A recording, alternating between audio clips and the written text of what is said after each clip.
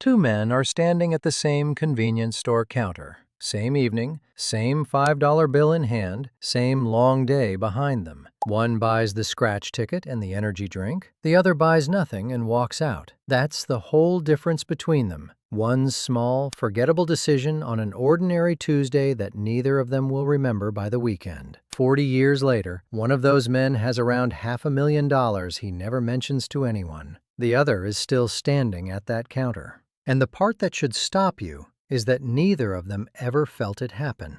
No windfall, no disaster, no single day where their lives visibly split. Just $5 pointed in two different directions for a very long time. I spent 25 years in finance watching this exact thing play out in slow motion. Same salaries, same jobs, opposite endings. And almost never because of the big decisions people agonize over. So today, I'm going to show you how $5 quietly decides which of those two men you become. And I'd guess you already know the counter I'm talking about, because you've stood at it yourself. Start with why that $5 is so dangerous. Because the danger is the entire point. $5 is small enough that you never feel it leave. Your brain doesn't record it as a decision. It records it as nothing, a reflex. The price of not having to think for a second at the end of a hard day. And an entire industry has been built directly on top of that reflex. Americans spent north of $113 billion on lottery tickets in a single recent year. That is more than they spent on movies, music, sports tickets, and books combined. Scratch-offs, on average, pay back about 50 cents on the dollar, in some states as little as 20. You hand over $1 to receive, on average, half of it back, in exchange for a few seconds of hope. I'm not going to stand here and sneer at anyone who buys a ticket, though, because the people spending the most on them aren't careless. They're squeezed. The households pouring the biggest share of their income into lottery tickets are the poorest ones, spending up to 33 times more of what they earn than wealthy households do. Researchers who studied why found something very human in it. For someone who feels locked out of every normal path to getting ahead, a lottery ticket is the one place the odds feel equal. Everybody has the same microscopic chance, so it becomes a way to buy a few minutes of standing inside a world that otherwise feels shut. The writer Morgan Housel framed the tension bluntly. A huge share of Americans couldn't cover a $400 emergency, and some of those same people are spending real money on tickets that almost never pay. That's not stupidity. It's what happens when you can't see a slower road that actually leads somewhere. That slower road is the whole subject here. And notice the strange thing about the $5. It was always going to disappear.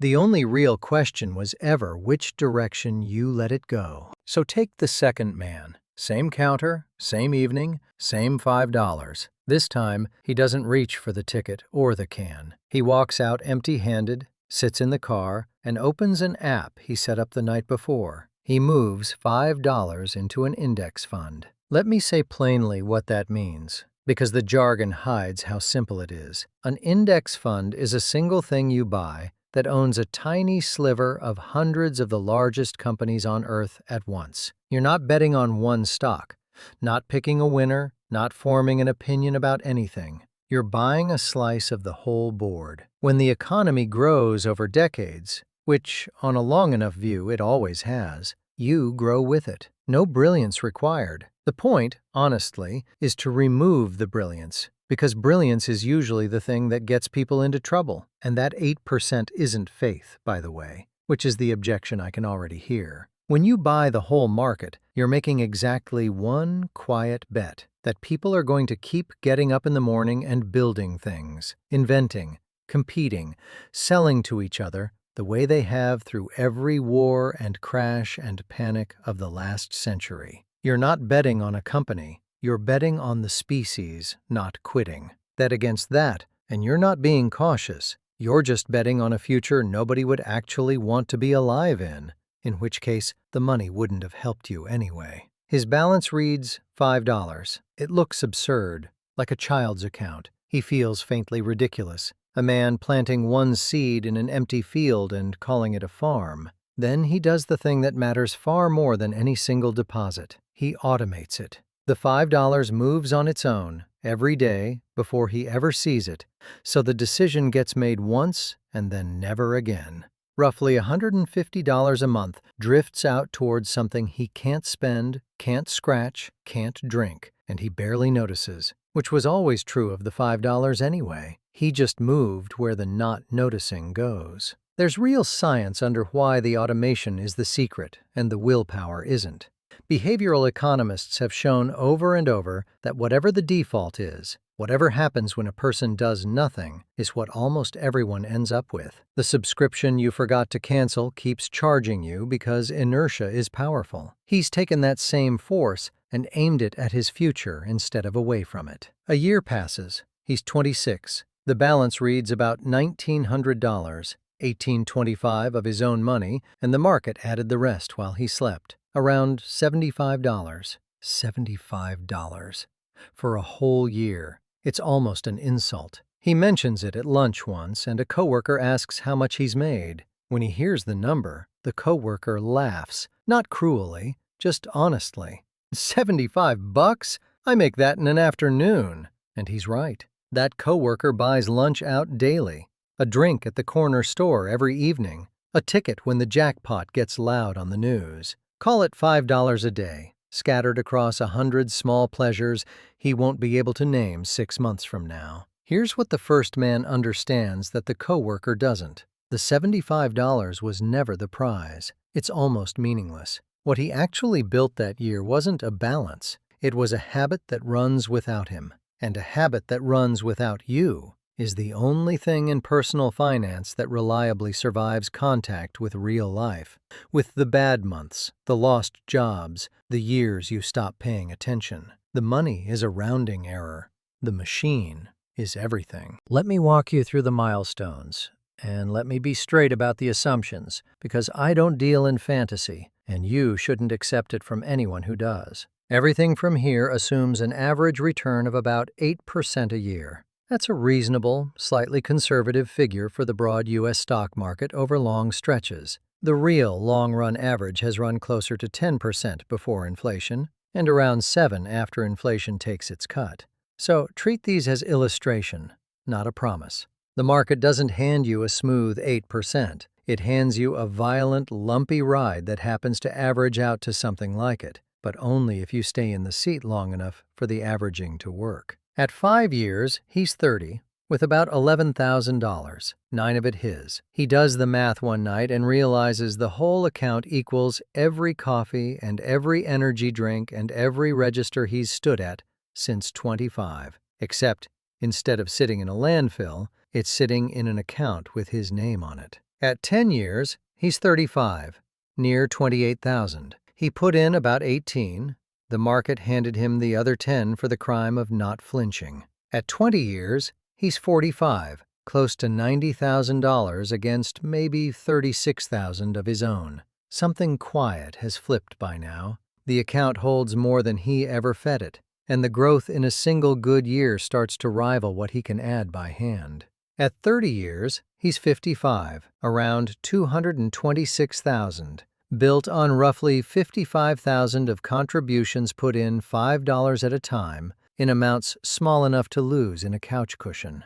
Sit with the shape of that for a second, because the shape is the whole lesson. For years, almost nothing seems to happen, and then it stops being slow, not gradually, but suddenly, right around the point where most people have already quit because nothing was happening. Somewhere in the middle of all that, a year goes badly. It always does. The whole market drops, the headlines start using the word crash, and his balance falls by a third in a matter of weeks. More money gone on paper than he earned all year at his job. This is the moment that decides most people's financial lives, and most of them get it wrong. A friend of his sells everything near the bottom, moves to cash, feels safe. The first man doesn't sell, but it's softer than a brave decision. He simply doesn't open the app. He lets the number fall and keeps that $150 a month flowing out the door, buying the same fund while it's on sale for the first time in years. He isn't courageous. He's just bored enough to do nothing, and doing nothing turns out to be one of the rarest skills in all of investing. There's a worn-out phrase for why it works. Time in the market beats timing the market, and the reason it's worn out is that it's true. Almost nobody can reliably guess when to jump out and back in, and the people who try tend to miss the handful of sharp up days that carry most of the decade's gains. Miss the 10 best days over 30 years, and you cut your result roughly in half. By continuing to buy through the fear, at prices nobody else wanted, he quietly picks up the bottom that no one could see coming. This isn't a thought experiment. The person who kept their automatic $5 running straight through the crash of 2008, when every headline said the system was ending, and it felt genuinely insane to keep buying, spent about a year and a half quietly accumulating a market that had been cut nearly in half, then watched it climb for the next 10 years. Same story, faster, in early 2020. A terrifying drop, and anyone who simply refused to touch it was made whole again within months. In both cases, the reward went to the people who were bored enough or checked out enough to do absolutely nothing. The friend who sold, meanwhile, now has to decide when to climb back in, and usually does it late, after the rebound already happened, having locked in the loss and missed the repair. Around the 2-decade mark, the character of the whole thing changes. Until then, he was pushing a stone uphill $5 at a time, and the hill barely moved. Then the stone starts rolling on its own, and his only job becomes not standing in front of it. That's the crossover. The point where the account earns more from its own size in a strong year than he could add by hand even if he doubled his deposits. His money has taken a second job he never assigned it. He's become a passenger to his own balance, and the thing he built is now larger than all the building of it combined. And somewhere in those middle years, he learns the part nobody advertises. A coworker gets laid off that spring. A good man, never missed a shift, with nothing behind him but the next paycheck and the panic of missing it. The first man has a number he's never touched, sitting quietly in the background, and for the first time he understands the $5 was never only about some far-off retirement he can't picture. It was also a wall between him and the version of a bad year that ends in a cold sweat at 3 in the morning. That's the quiet dividend the balance sheet doesn't show. Long before it makes you comfortable, it stops you from being afraid. That same stretch, his phone lights up with the other kind of offer. A friend sends a screenshot, some coin, some ticker he's never heard of, up 400% in a week. The friend has thrown a couple thousand at it and tells him to stop being a coward, that a boring index fund makes in a year what this thing makes before lunch. The friend is right about the speed and wrong about the direction. The first man has seen this exact shape before. A small amount becoming a large amount instantly. No time in between, no work required. It has a name where he grew up, and the name is a scratch ticket. He passes. 3 months later, the coin is down 90%, and the friend has quietly stopped bringing it up. Now, some of you have been doing quiet subtraction this whole time. You're 38, 42, 45, and the story keeps starting at 25, and there's a voice in the back of your head saying you already missed the window. I want to deal with that head on, because it's the most important question in this entire video, and almost no one answers it honestly. You haven't missed it, but the rules change, and you deserve the real math instead of a pep talk. The reason the 25-year-old's number looks magical is that most of his $500,000 came from time, not money. He only put in $73,000. Time did the other $450,000. When you start later, you have less runway, so time can do less of the lifting, which means you have to do more of it yourself. That's the whole adjustment, not despair, a different lever. Run it. Start at 40, put in the same $5 a day, and by 65 you're sitting on roughly $145,000, of which you contributed about $46,000. That's not $500,000, but it's $145,000 that did not exist, built out of a habit you couldn't feel. And here's where the later starter actually has an edge the 25-year-old didn't. You probably earn more now than you did at 25. So you pull the lever you do control, which is the amount. Make it $15 a day instead of $5, from 40 to 65, and that same boring fund hands you something in the neighborhood of $430,000. You just rebuilt most of the 25-year-olds ending in the years everyone told you were too late to matter. The window was never the thing. The window is just how much of the work you're asking time to do versus how much you do yourself. Start later, contribute more. The counter is still right there. Let me take something away from you now, because the $500,000 figure needs one honest correction, or you'll feel lied to later. That $530,000 arrives in 40 years, and a dollar in 40 years does not buy what a dollar buys today. Adjust for normal inflation, and that $500,000 has the purchasing power of roughly 160,000 of today's dollars, which sounds like a letdown until you sit with it properly. You turned $73,000 of spare change, money you would have scratched and drunk and forgotten, into $160,000 of real, present-day buying power that shows up while everyone your age is staring at a retirement they can't afford. The inflation correction doesn't kill the case. It just stops you from mistaking it for a lottery, which is the whole spirit of the thing. Here's where this stops being a story about two men and becomes a question about you. $5 was never really about a scratch ticket. That's just the cleanest example of the pattern. Your $5 might be 4 subscriptions you'd have to open your statement to even name. It might be the lunch out every day that you already half regret by 2 in the afternoon. It might be the delivery fee, plus the service fee, plus the tip, plus the upcharge on a meal you could have made in the time you spent scrolling for it. It might be a newer phone every couple of years to replace a phone that already did everything you needed. I'm not telling you to give all of that up. Some of it you should keep, because a life of pure denial isn't a plan, it's a punishment, and you'll quit it by February the way people quit gym memberships. The move is smaller and quieter than deprivation. Find one leak, just one, that you honestly wouldn't miss. Something already draining out of your account every month toward nothing you'll remember by next year. Then don't cut it to feel virtuous. Redirect it. Point that exact same money at the boring fund and let it vanish in the one direction that eventually pays you back. You were always going to not notice that money. All you're changing is where the not noticing lands. I don't like advice you can't act on by the weekend, so here's the mechanical version, stripped of drama. Open a brokerage account. It takes about the same effort as opening a bank account, and if you have access to a tax-advantaged retirement account, use that first, because it lets the growth compound for decades without getting taxed along the way. Inside it, buy a single, broad, low-cost index fund, the kind that owns the whole U.S. market, or the S&P 500. One fund. You are deliberately not building a clever portfolio. Clever is what loses. Then set up an automatic transfer, $5 a day or $35 a week, or whatever version of too small to feel fits your life, timed to leave your account the day you get paid, before you can spend it on something with a wrapper. And then the hardest instruction of all, don't check it. Not weekly, barely yearly. The account grows best in the dark, while you're not there to panic sell it during the bad year we already know is coming.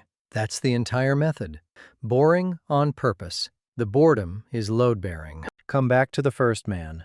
65 now. 40 years from the evening he didn't buy the ticket. The balance is about $530,000. Slow down for the breakdown, because it is the entire argument in 3 numbers. Of that $500,000, the amount he actually contributed, $5 a day, every day for 4 decades, comes to $73,000.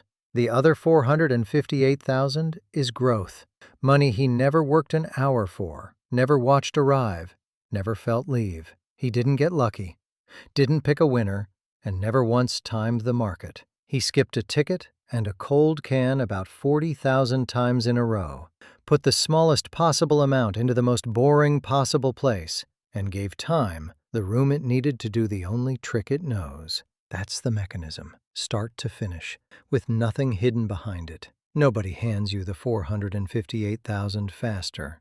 The slowness isn't a flaw in the plan. The slowness is the plan, the price of admission, and almost no one is willing to pay in a currency that takes 40 years to clear. And I want to be fair to the man who chose the ticket, because he isn't a villain and this isn't a morality tale. Over those same 40 years, his 5 a day added up to the exact same $73,000. He drank it, scratched it, ate it, tossed it on the passenger seat one evening at a time, and got a lifetime of small pleasures he genuinely enjoyed in the moment. What he doesn't have is the second person standing quietly behind his life, the one who's been working the whole time without being asked. That's the only difference between them. Same counter, same bill, same evenings. Nobody can point to the day the two lives split because there was no day. There were only two different answers to the same tiny question, asked again and again until the answers stopped being choices and hardened into two different lives. Somewhere right now, it's the end of someone's workday, and they're standing at a counter with a $5 bill already in their hand. The drink, the ticket sliding over, the coin in the cup holder waiting. They'll scratch it in the parking lot. It'll be nothing, and they'll have known it was going to be nothing before they started. They aren't doing anything wrong. $5 is nothing. That's been true this whole time, and it's exactly the trap. The amount is too small to feel, which is precisely why almost no one keeps it, and precisely why it quietly decides everything for the few who do. You were never going to notice the $5 either way. The only thing you actually get to choose is what it's turning you into while you're not paying attention. So make the version you can do tonight. Not $150 a month if that number scares you. Start with the 5. Open the account, automate it, and then walk away and forget it exists. The machine does the rest, and the machine has never needed you to be impressive. It only needs you to be early and to stay. I'm Gray. Money decisions made clear. I'll see you in the next one.